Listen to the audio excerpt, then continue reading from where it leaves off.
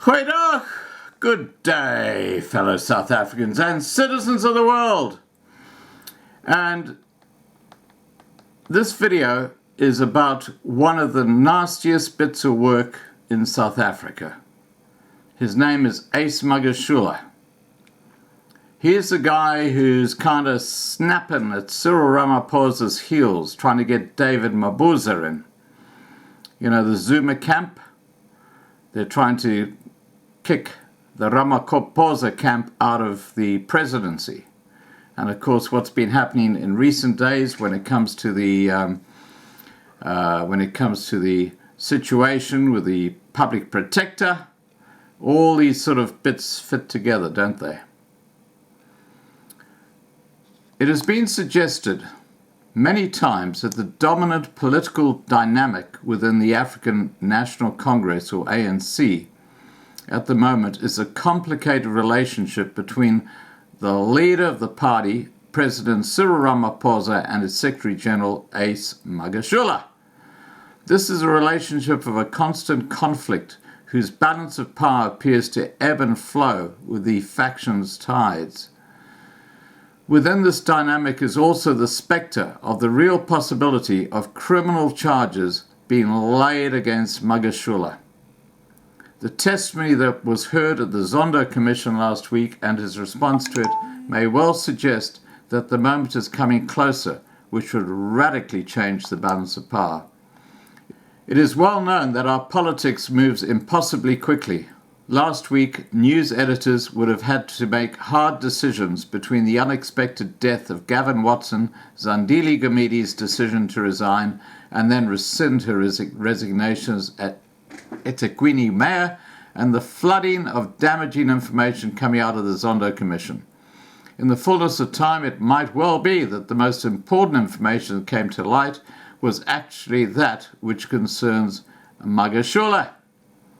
On the stand was the former Free State Economic Development MEC, Mxolisi Dukwana. He is well known for his opposition to Magashule.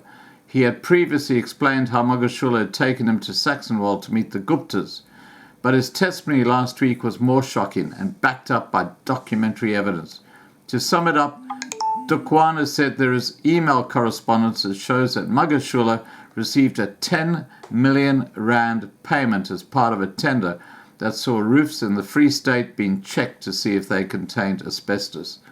The total tender was for 255 million rand, which meant that to check 300,000 dwellings would cost 850 rand per house.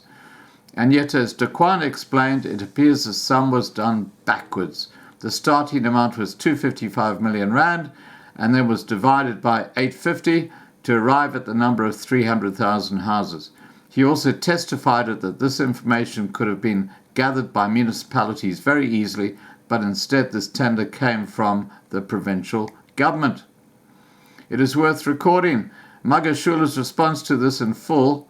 In a brief interview recorded by the SABC, he said this: "The issue of the Zondo Commission and Dukwana, I think for me, it's not an issue. Let's hear what Dukwana says." But Dukwana has said a lot of things. He has not signed documents. He talks about a new city, and he has told the Commission then that he had not signed any documents. And we have documents that he has signed. His signature is attached, and he is saying that he has taken no money from anybody. And we have proof that he has taken money from people. Where have we taken money from? The man is earning without working, without paying tax. He is taking money from people every month. So you can see how Ace Magashule tries to push the monkey from his shoulder onto someone else's. While people can argue over words in statements like this, it does not appear to be a fully fledged denial. Rather, it is the mud thrown at the accuser, a classic whatabout move.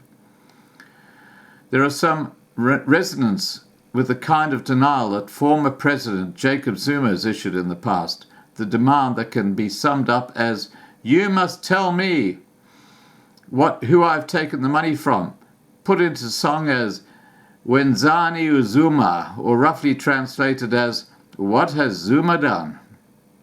Unfortunately for Magashule, This follows earlier testimony about the Freire dairy project that shows exactly how bad this project was and how much money was stolen. It also reveals, importantly, how the public protector, Advocate Busisiwe Mkhwebane, failed in her duty to investigate the issue properly. The High Court has made personal cost orders against her for a failure to properly investigate this matter. She is appealing that ruling. Now, the public protector is clearly in Ace Magashule's pocket. I don't know why, I don't know how, but that's pretty clear. And she is not standing up for the president. Cyril Hippoise Ramaphosa. Okay, all of this then leads to the question, is it changing the balance of power within the ANC? Is this testimony weakening Magashule and thus strengthening the hand of Ramaphosa? It should be said here that it can be very difficult to make this assessment, if only because the public posture of a politician is not necessarily how they truly feel. However, it is difficult to point to any major victories scored by Magashule and the ANC in the last few months. The most recent apparent fight between the factions was over Derek Hanekom, and the former tourism minister's confirmation that in 2017 he had discussed removing Zuma with the EFF, while Magashule called him a charlatan and a wedge driver in a late-night statement. The issue was taken to the top 6 national officials. Since then, there has been no indication whatsoever that someone so described by the party's Secretary-General is facing any disciplinary action whatsoever. On this issue, Magashule obviously lost. Of course, politics is a much more complicated game than a single defeat. Sometimes a politician or a faction can win simply by what they are able to stop their opponents from doing. Here there may be some evidence to show that he has scored major victories. The current hand-wringing by the commentariat at the lack of reforms being implemented by Ramaphosa suggests that the president is unable to actually do what he wants to do, that he can't implement what he wants to implement, thanks to Magashule's behind-the-scene moves. If Ramaphosa is not moving because he can't, as opposed to if he just doesn't want to enact the reforms, that would suggest Magashule is still powerful. For those who have read Peter Louis Myburgh's Gangster State about Magashule's time in the Free State, very little of Dakwane's testimony would have come as a surprise. Most of the details, particularly around the alleged 10 million rand payment to Magashule, were already public knowledge. However, the details of the testimony being broadcast to the nation must surely put more public pressure on the National Prosecuting Authority to act. On Friday, the SACP, which has strong backing from Ramaphosa, held a protest outside the NPA's offices, demanding that it start prosecutions against those named at the Zondo Commission. This is obviously their contribution to trying to change the balance of power within the ANC. Magashule and those around him may now be expected to be subdued or even appear rebuked in public. This is unlikely. Rather, they are likely to redouble their efforts to weaken Ramaphosa, to put pressure on him in many different ways. It could even be that Gumede's decision to rescind her resignation from the eThekwini mayoralty is part of the specific fight back, because it forces Ramaphosa to act against her and possibly use political capital in doing so. Now, the ANC have actually done that. Gumede has actually now been told that she's fired. She's fired! The ANC have fired her. This group could also double down by claiming easy victories. One way to do this, for example, would be for Magashule and for others to disown economic discussion documents currently out for public comment from Finance Minister Tito Mboweni. They would try to tie his plan to Ramaphosa and then shoot down the plan with the help of COSATU and the SACP, who have strongly criticized it. In the meantime, of course, the real question is what it has been for several months. Will the NPA act on evidence from the Zondo Commission? And if so, when? While there's been repeated comments from the NPA head, Shamila Batohi, that progress has been made in these investigations, there are some signs that public patience is running out. she may now well herself start to face more pressure to act.